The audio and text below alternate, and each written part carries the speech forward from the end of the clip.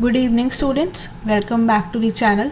आज हम लोग child development and growing up पर MCQs करने जा रहे हैं। अगर आप चैनल पर नए हैं तो प्लीज़ सब्सक्राइब कर दीजिए। फर्स्ट क्वेश्चन है, द वर्ड पेडागोजी मीन्स।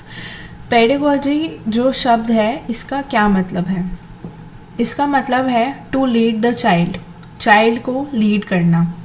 आप लोगों को ईजी रहे इसलिए हमने जो आंसर्स हैं वो रेड कलर से मार्क करे हुए हैं, जैसे कि आप यहाँ देख सकते हैं। इसका आंसर बी है, टू लीड द चाइल्ड।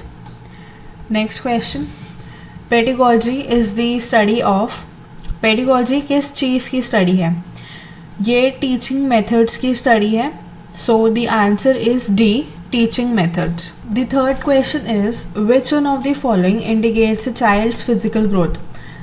एक बच्चे की फ़िज़िकल ग्रोथ कैसे इंडिकेट होती है? एक बच्चे की फ़िज़िकल ग्रोथ क्वांटिटेटिवली इंडिकेट होती है। तो इसका जो आंसर है, इसका आंसर है B, quantitative. Next question, the best method to study growth and development of a child is. किसी भी एक बच्चे की ग्रोथ और डेवलपमेंट को स्टडी करने का सबसे बेस्ट मेथड है developmental method. So the answer of fourth question is C, developmental method. Next question number 5. The use of technology to enhance the learning process is called dash in education. Technology का use करना ताकि learning process और ज़्यादा अच्छा हो सके, इस method को क्या कहते हैं एजुकेशन में? इस मेथड को एजुकेशन में ICT बोलते हैं, जिसकी फुल फॉर्म है इंफॉर्मेशन एंड कम्युनिकेशन टेक्नोलॉजी। तो इस क्वेश्चन का आंसर है B, ICT। Next question, question number 6. The term PSRN in development applies. PSRN की फुल फॉर्म क्या है, या ये इसका मतलब क्या है? PSRN की फुल फॉर्म है problem solving, reasoning and numeracy. So question number 6 का आंसर है A, problem solving, reasoning and numeracy. Next question, question number 7. Individual learns from his own mistakes. This statement is based on which learning theory? एक इंसान अपनी ही गलतियों से सीखता है। ये स्टेटमेंट कौन सी थ्योरी पे बेस्ड है? ये statement trial and error theory पे बेस्ड है। तो इसका आंसर है C, trial and error. Question number 8. What should be the role of a teacher in meeting the individual differences? एक टीचर का क्या रोल होना चाहिए हर एक इंडिविजुअल के डिफरेंसेस को समझने के लिए? मतलब हर एक इंडिविजुअल को समझने के लिए एक टीचर का क्या रोल होना चाहिए?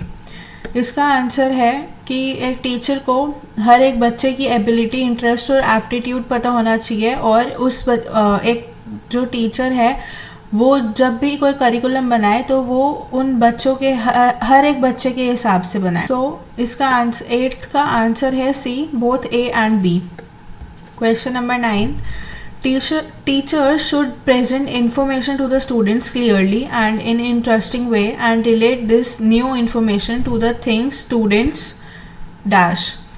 एक टीचर जब कोई इन्फॉर्मेशन प्रेजेंट करती है बच्चे को तो वो क्लियर होनी चाहिए। वो जब प्रेजेंट करती है तो वो उसे एक इंटरेस्टिंग वे में प्रेजेंट करनी चाहिए, और जो वो इन्फॉर्मेशन है वो उसे उस टीचर को बच्चों के साथ रिलेट करनी चाहिए, जो चीज़ें बच्चे पहले से जानते हैं। तो क्वेश्चन नंबर 9 का आंसर है B, already no.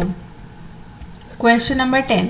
If a child has a mental age of 5 years and chronological age of 4 years, then what will be the IQ of the child? इसका आंसर है A, 125। Question number 11. Which of the following statement is not true? इनमें से कौन सी statement true नहीं है? A, growth is a biological process. B, development is a quantitative process. C, education is a goal oriented process. और या D, learning is a process of behavioral change. इसमें से B जो ऑप्शन है वो सही नहीं है, क्योंकि डेवलपमेंट जो है क्वांटिटेटिव नहीं होती, बल्कि फिजिकल ग्रोथ जो है वो क्वांटिटेटिव होती है। क्वांटिटेटिव का मतलब होता है जिन्हें हम नंबर्स में लिख सकें। Next question, question number 12. Which of the following is not the tool for the formative assessment in scholastic domain? इनमें से कौन सा फॉर्मेटिव असेसमेंट टूल नहीं है, फॉर्मेटिव असेसमेंट का पार्ट नहीं है एक स्कॉलिस्टिक डोमेन में? इसका आंसर है सी प्रोजेक्ट्स। प्रोजेक्ट्स फॉर्मेटिव असेसमेंट का पार्ट नहीं है। Question number 13. According to John Dewey, school is a dash institution and education is a dash process. John Dewey के हिसाब से स्कूल एक डैश इंस्टीट्यूशन है और एक एजुकेशन एक डैश प्रोसेस है। इसका आंसर है ए, स्कूल एक सोशल इंस्टीट्यूशन है और एजुकेशन एक सोशल प्रोसेस है। Next question, question number 14. Special education is related to. Special education किससे रिलेटेड है? इसका आंसर है B, educational programs for disabled. Next and last question of the video, which is which of the following statements is not true in the case of multiple choice questions? Multiple choice questions के case में इनमें से कौन सा part है जो true नहीं है? मल्टीपल चॉइस क्वेश्चंस जो हैं वो सेम मतलब जो चारों आंसर्स होते हैं एमसीक्यू में वो लाइकली एक दूसरे से रिलेटेड होते हैं। Error free and quick evaluation is possible by computer. हम कंप्यूटर के थ्रू उन्हें चेक कर सकते हैं, इवैल्यूएट कर सकते हैं। Only one of the choice is the correct answer. उनमें से कोई एक ही चॉइस सही होती है।